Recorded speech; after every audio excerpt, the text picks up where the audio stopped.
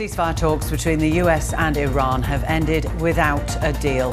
The meeting between US Vice-President JD Vance and Iranian Foreign Minister Akbarzadeh went for several rounds for a total of 21 hours in Islamabad. JD Vance says he was in contact with President Donald Trump multiple times through the negotiations. He also told reporters the US delegation made clear what its red lines were, as well as where it was willing to accommodate, but Iran has not accepted its terms. Professor Shahram Akbarzadeh is a Middle East political analyst from Deakin University and joins me now from Melbourne. Very good day to you. So JD Vance saying there it's bad news for Iran, less so for the US. Do you agree? Good to be here, Lorna. Well, I don't think that is an accurate depiction of the dynamics. I think President Trump is under immense pressure to end the war, a lot more than the Iranian side, even though militarily, clearly, Iran is on the back foot. But in terms of political pressure that Iran has managed to put on President Trump, really requires an urgent end. Remember that Trump entered the war with the idea of regime change, and then all of that changed into Iran giving up its missile program, giving up its nuclear program, and now all the focus is on the Strait of Hormuz. So Trump has been backtracking in the course of the 40-day war, which suggests to me that Iran feels quite comfortable that time is on their side, and by not agreeing to Trump's maximalist terms, Iran can continue exerting more pressure on Trump.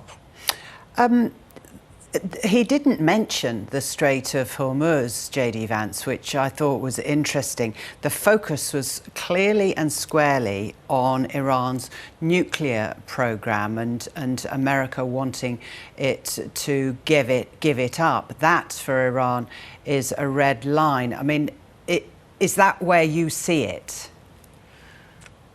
Well, we don't have... We don't know exactly what they discuss and what the stumbling blocks are in the conversation, but Trump has been insisting on these various issues at different times and different interviews. He has highlighted different points. At the moment, the most pressing issue for President Trump is the Strait of Hormuz.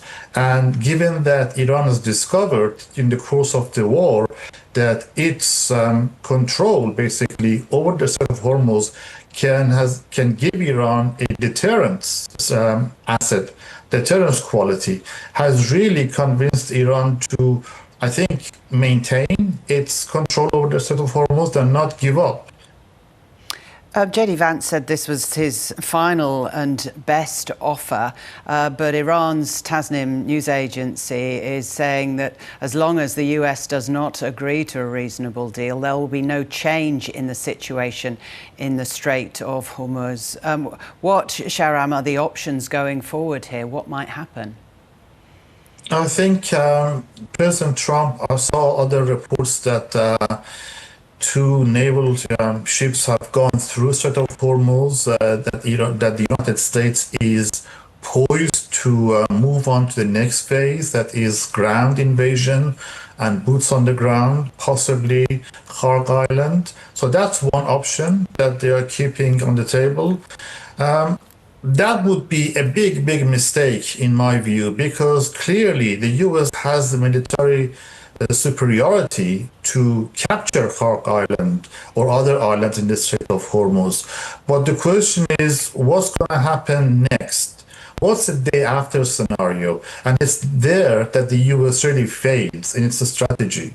So again, I think the Iranians feel that time is on their side, that the US cannot maintain this level of military engagement and activity, and they expect that the US will simply push, pull back.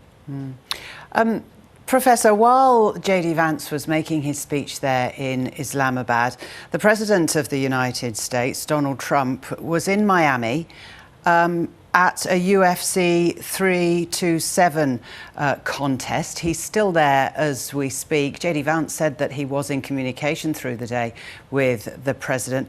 I wonder what you make of the optics of that this is where Donald Trump is while JD Vance is doing these very serious negotiations. Is it Donald Trump disassociating from it to some degree?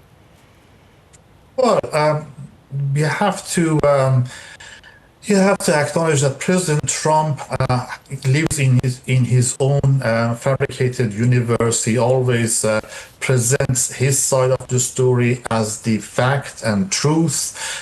He likes to always assume that he is the best negotiator, that he is going to come out victorious in the course of the discussions. So he doesn't want to appear that he is distracted by these negotiations. So that's what he's doing.